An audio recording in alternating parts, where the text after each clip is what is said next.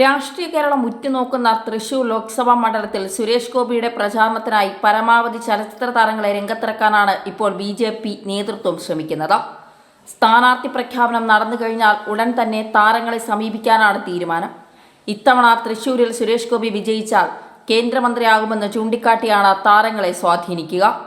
മലയാള cinema മേഖലയിൽ നിന്ന് ഒരു കേന്ദ്രമന്ത്രി ഉണ്ടാകുന്നത് മലയാള സിനിമയ്ക്ക് തന്നെ അഭിമാനമാകുമെന്നാണ് BJP കേന്ദ്രങ്ങൾ അവകാശപ്പെടുന്നത്.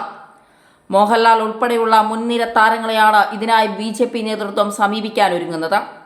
നിയമസഭാ തിരഞ്ഞെടുപ്പ് വേളയിൽ KB ഗണേഷ് കുമാറിന് വേണ്ടി മോഹൻലാൽ രംഗത്തിറങ്ങിയതിനാൽ ഇത്തവണ ലാലിന് നോ പറയാൻ കഴിയില്ല എന്നാണ് BJP കരുതുന്നത്. നടൻ ഇന്നസെന്റ് മത്സരിച്ച സമയത്ത് അദ്ദേഹത്തിന് വേണ്ടി രംഗത്തിറങ്ങിയ ചരിത്രം നടൻ മമ്മൂട്ടിക്കുണ്ട്. സിനിമാ രംഗത്ത് നിന്ന് ഒരാൾ മത്സരിക്കുമ്പോൾ അവർക്ക് വേണ്ടി സഹതാരങ്ങൾ രംഗത്തിറങ്ങുന്നത് സ്വാഭാവികമാണെങ്കിലും സുരേഷ് ഗോപി മുൻപ് മത്സരിച്ച 2 തിരഞ്ഞെടുപ്പിലും താരങ്ങൾ പ്രചാരണത്തിന് ഇറങ്ങിയിരുന്നില്ല. ഇതിന് പ്രധാന കാരണം സുരേഷ് ഗോപി BJP ടിക്കറ്റിലാണ് മത്സരിക്കുന്നത് എന്നതാണ്. ഇടതുപക്ഷവും UDFും സംഘടിതമായി കടന്നാക്രമിക്കുമെന്ന ഭയമാണ് താരങ്ങളെ പുറകോട്ട് അടുപ്പിച്ചിരുന്നത്. എന്നാൽ ഇപ്പോഴത്തെ സ്ഥിതി അതല്ല. പ്രധാനമന്ത്രി തന്നെ നേരിട്ട സുരേഷ് ഗോപിയെ വിജയിപ്പിക്കാൻ ഇറങ്ങുന്ന തിരഞ്ഞെടുപ്പായതിനാൽ മാറി നിന്നാൽ അതും താരങ്ങളെ സംബന്ധിച്ച വെല്ലുവിളിയാകും.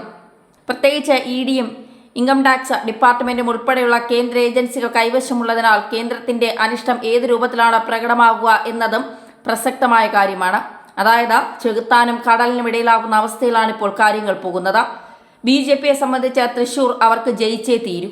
ഇനി തൃശൂരിൽ പരാജയപ്പെട്ടാൽ അത് മോദിയുടെ പരാജയമായി വിലയിരുത്തപ്പെടുമെന്ന നല്ല ഭയവും BJP നേതൃത്വത്തിനുണ്ട്. അതുകൊണ്ടാണ് താരങ്ങൾ ഉൾപ്പെടെ കിട്ടാവുന്ന എല്ലാ സംവിധാനവും ഉപയോഗിക്കാൻ അവർ തീരുമാനിച്ചിരിക്കുന്നത്. ശക്തമായ ത്രികോണ മത്സരമാണ് നടക്കുകയെങ്കിലും പ്രധാനമായും BJPയും ഇടതുപക്ഷവും തമ്മിൽ നേരിട്ടുള്ള മത്സരത്തിനാണ് ഇത്തവണ സാധ്യത തെളിയുന്നത്. VS സുനിൽകുമാർ ഇടതുപക്ഷ സ്ഥാനാർത്ഥിയായാൽ ഇടതുപക്ഷത്തിന്റെ അവസാനത്തെ വോട്ടും പോൾ ചെയ്യപ്പെടാനും കൂടുതൽ വോട്ടുകൾ ശേഖരിക്കാനും കഴിയുമെന്നാണ് BJP പോലും വിലയിരുത്തുന്നത്. രാഹുൽ ഭക്തിൽ കഴിഞ്ഞ തവണ ജയിച്ച TN പ്രതാപന് സംഘപരിവാറും 3ാം സ്ഥാനമാണ് നൽകുന്നത്. തൃശൂരും തിരുവനന്തപുരവുമാണ് BJP പ്രതീക്ഷ അർപ്പിക്കുന്ന മണ്ഡലങ്ങൾ എന്നതിനാൽ പ്രധാന കേഡർമാരെ ഈ മണ്ഡലങ്ങളിലാണ് വിന്യസിക്കുക. ഇക്കാര്യത്തിലും പരിവാർ സംഘടനകൾക്കിടയിൽ ധാരണയുണ്ട്.